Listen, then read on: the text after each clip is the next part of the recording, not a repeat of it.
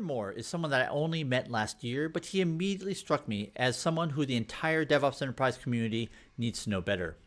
He has spent decades in a unique position working with both business leaders and technology leaders.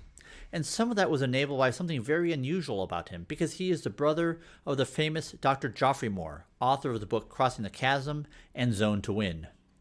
Zone to Win is a book that appears very prominently in the Unicorn Project, highlighting the challenges that every modern organization faces, which is that they must balance core versus context, and the danger of letting context starve core. Core being the core competencies of the organization that create lasting, durable business advantage that customers are willing to pay for.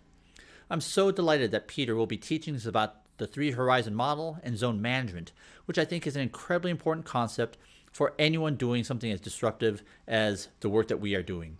Please welcome Peter. Thank you, Gene. It's a pleasure for me to be here and talk to your group at the Enterprise Summit. It would have been nice if we could all been together in London, but we'll figure out a way to do this remotely as we have in the past, and hopefully we'll be together soon in the future. What I wanted to share with everyone today is some work that I've been doing over the last several years with CIOs and senior leadership teams, helping them understand how they can maximize the business value of IT across their organizations. Before I get started into my content for today, I wanted to give you just a little background that sort of shapes the perspective that I've taken on the role of IT and how important it is to have it aligned completely with the business part of the organization so that you have common outcomes and common accountability.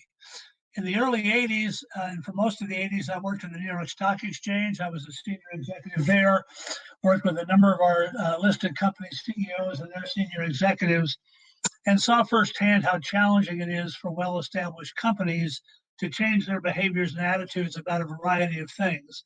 And this has become much more relevant to me recently, as I have now spent a lot of time working with individual companies like the ones listed here. And the one that was most interesting to me was starting in 2003, I began working with Rob Carter, the CIO at FedEx. And we worked together over an 8-year period of time, and it was a fascinating opportunity for me to see firsthand the challenges that an IT group in a very successful company with a very successful CIO still found challenges and had a very adversarial relationship with the business. And that has motivated me to do what I can now to help IT teams find ways to align with their business partners and everybody be accountable for the common outcomes that the business wants to achieve. So I'm going to share with you today some of the frameworks and tools that I use in this work.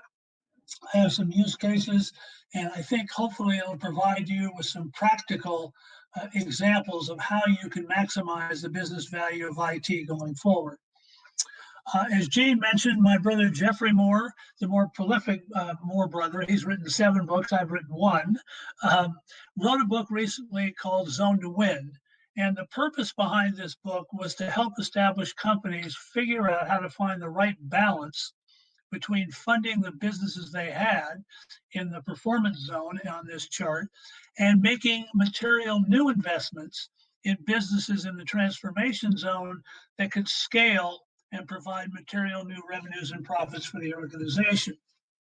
And as you'll see as I go through this presentation, where those challenges can come and why it's important for organizations to be able to have a framework, a vocabulary, and a tool set to make those kinds of decisions.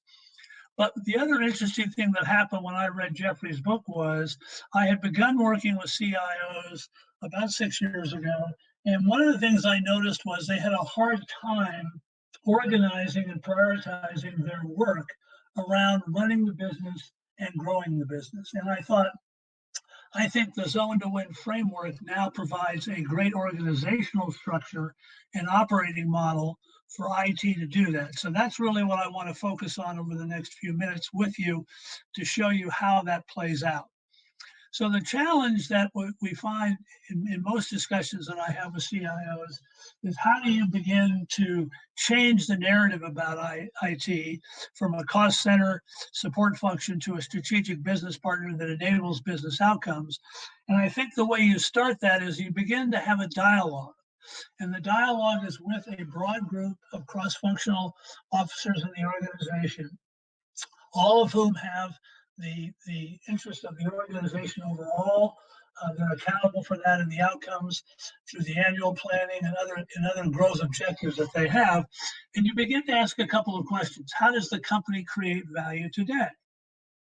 And what could dilute or disrupt that value? And as most of you, who are part of this summit know, over the last 10 plus years, there have been enormous numbers of disruptive technologies, unprecedented, whether it's social or mobile or data analytics or smart devices, whatever it is, has created an environment where the traditional barriers to entry to most industries have now been obliterated.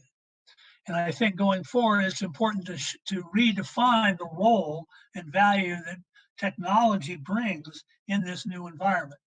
Part of that is then how does the company use digital technology to drive new value creation? And finally, and very importantly, how open is our culture to changing the way we do business? As you'll see, one of the themes that goes through here that I think is a leadership challenge for everyone in an IT group, and that is how do you free IT's future from the pull of its past? And we'll talk more about that going forward. To get things sort of started, I wanted to provide sort of three definitions of how I think the business value creation potential of IT has significantly changed and increased. Historically, IT was basically comprised of systems